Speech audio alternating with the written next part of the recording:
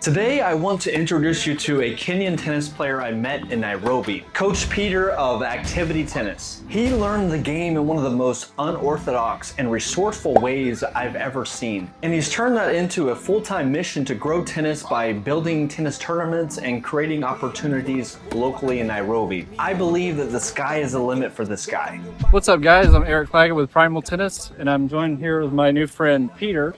I've played with Peter a couple times already, and I'm just really impressed with his game, and he's also helped me a little bit. What's the name of this tennis facility? This is Public Service Club. Okay, Public Service Club. So Peter is doing some pretty cool things here in Nairobi, Kenya, with his company. Activity Tennis. Activity Tennis. I like the t-shirt. You got served. Can you tell them a little bit about what you're doing? Activity Tennis is about tennis academy. So we also do tournaments.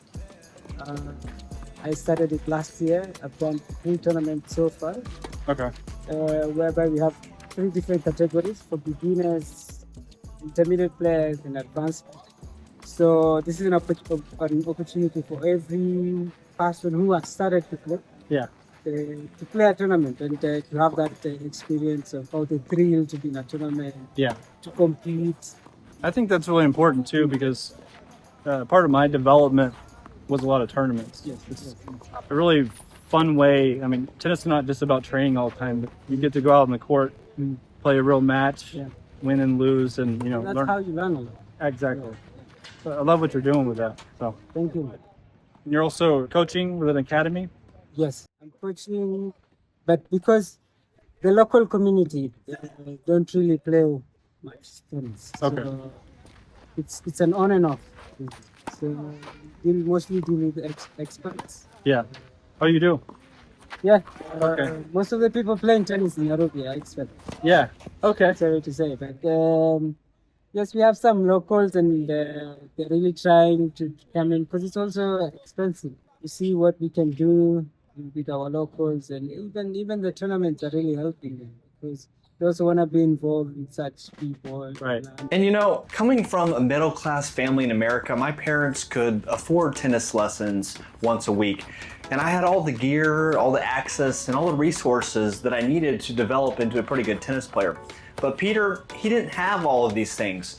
He literally showed up to the courts with ambition and initiative, arriving early, maintaining the courts, picking up balls, all that just to get a foot in the door. And from that, he's actually built a career. So you mentioned you haven't been playing tennis for that long. Can you tell them how did you got started playing tennis? I started playing tennis.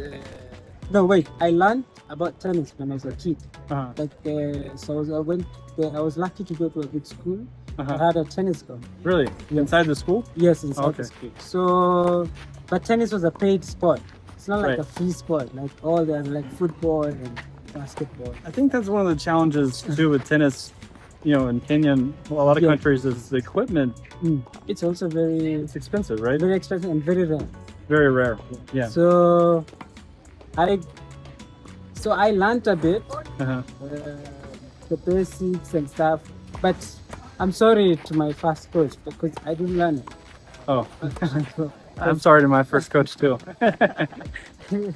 I relate to that. I didn't learn a lot. When I got to high school, I think I also went to a good school where I got a sponsorship, a scholarship. Oh, cool. High school because of my grades. They gave me. So I also find that they had a court, but no one is playing because no one knows about tennis. Right. So I had to do things on my own. So and I was lucky also to have a school that have laptops. Yeah. So when we are trying to do education stuff, we'd go on YouTube. Also, sorry to my school. And watch a lot of tennis. Wow. A lot of Federer, a lot of Del Potro. Yeah. So I'd see how they're doing it. And that's why I learned my single backhand. I think I learned by watching and trying. So I would go on the court and then just serve or just drop the ball and then just hit it. And then probably feel satisfied. And then after high school, I came to this club and I asked them if I wanted to, they could let me come here, use the court. And because I didn't have money, so I'd prepare the court in exchange. Right. Yeah, so all this court prepare them most in the morning and come in very early in the morning. Okay. Prepare the courts. When I get to use the courts, and because people don't really want to play with me because I don't know how to play. So the little money that I got, like from picking balls, Yeah. or from doing a class or two, like they tell you go do that class. Yeah. So you get like 300, 500 shillings here and there. Yeah. So the money that I save, that I give someone, and I tell them, if you win me this, you play 6 games or a set. Mm-hmm. And if you defeat me, I give you the 500. Yeah. If I defeat you, you give me 500. So I did that for like a whole 2 or 3 months. Yeah. Well, I got broke, but I got some good tennis skills.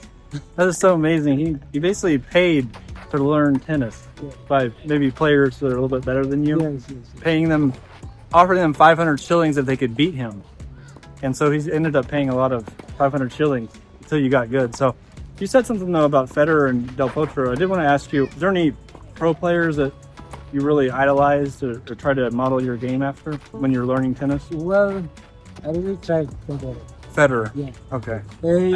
It's not almost the same, but well, I can hit a 100. Yeah. That's good enough. I thought he was going to say that because the other day when we played the first thing I noticed was he has a really beautiful one-handed backhand, and it was pushing that up the line on the approach shots. I was like really impressed. So I thought you would say Federer. Yeah, it's also now I'm also trying a bit of Alcaraz stuff. Yeah. But yeah, because, well, I like copying. Sorry. Yeah. I like copying what I see, because that's how I learn best. Mm-hmm. Well, cool. Thank you so much, Peter. I really enjoyed playing with you. And I highly recommend anybody who visits Nairobi, if you want to play some good tennis or to come see Peter and work with him. Good. Thanks, guys. Cheers. Cheers. Oh!